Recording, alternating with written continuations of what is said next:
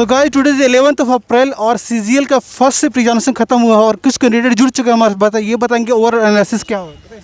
Moderate level का question था। Moderate level के पेपर था। मॉडरेट लेवल ओके, तो पहला सेक्शन बात करते हैं लॉजिकल रीजनिंग, उसमें बारे में बताइए। रीजनिंग का वही मॉडरेट लेवल ही है। मॉडरेट लेवल है। आउट ऑफ 25 कितने सॉल्व किया आपने?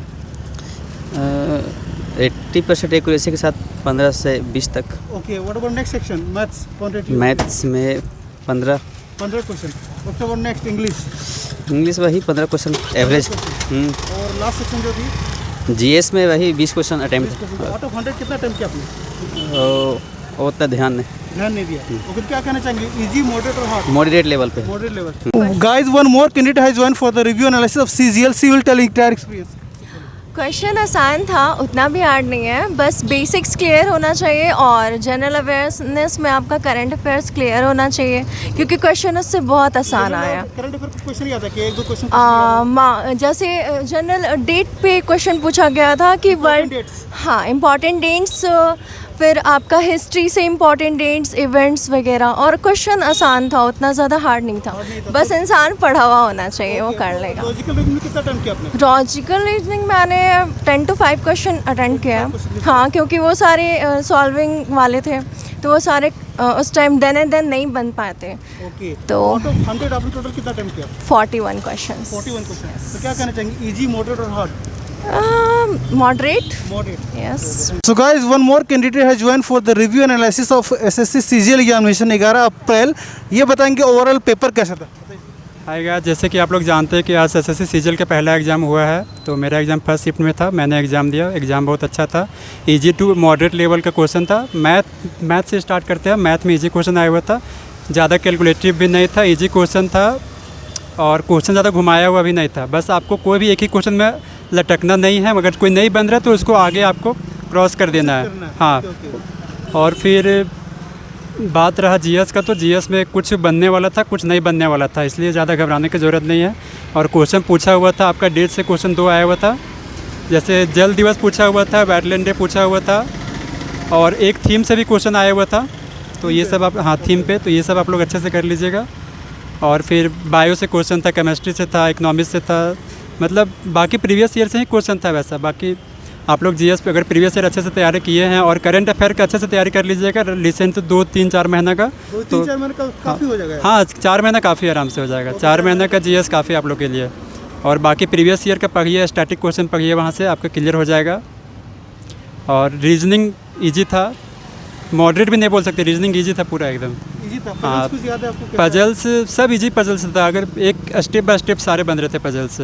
और यहाँ पे सीरीज से क्वेश्चन था, वो भी इजी था। नंबर सीरीज था। हाँ, मिसिंग सीरीज था, रॉन्ग नंबर नहीं था। और अल्फ़ाबेटिकल सीरीज भी था, वो सब भी इजी था।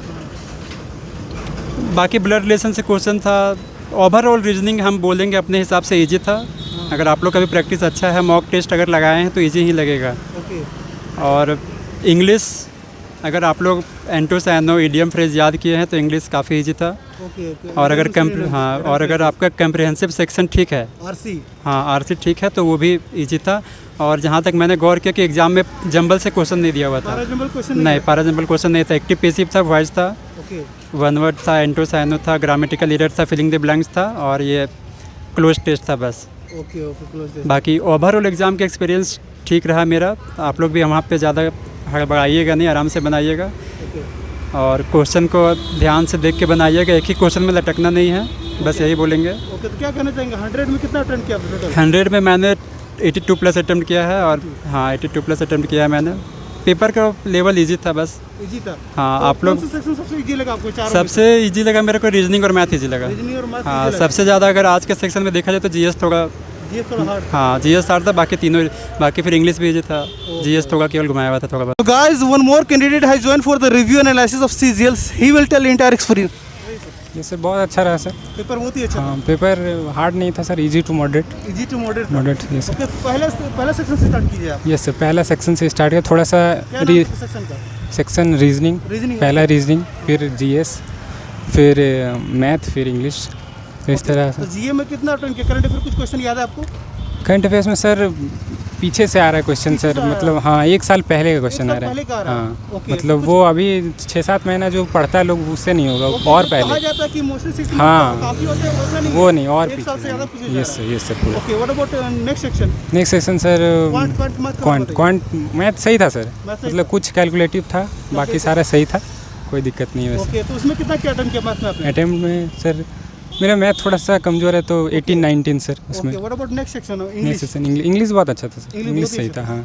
ओके, आउट ऑफ 100 कितना अटेम्प्ट किया आपने? सर मेरा 82 अटेम्प्ट 82। कंक्लूजन बताइए, इजी था, मॉडरेट था, हार्ड था? सर वही इजी टू मॉडरेट, हार्ड बहुत कम क्वेश्चन, कुछ क्वेश्चन में फंस सकता है लोग, लेकिन इजी टू मॉडरेट में है। ओके, और मैथ में सब इजी कैलकुलेशन आया, ट्रिग्नोमेट्री का क्वेश्चन था, अलजेब्रा के था, प्रॉफिट लॉस से 2-3 क्वेश्चन था, और रीजनिंग में भी सब इजी क्वेश्चन था। मतलब आप अगर वहाँ पे पेशेंस रख के बनाइएगा आराम से तो बना सकते हैं। ओके, पेशेंस की जरूरत थी। हाँ पेशेंस की ज़रूरत है, आराम से बनाइएगा, घबराना नहीं है वहाँ पे। और कैलकुलेशन स्क्वायर याद करके जाइएगा बस।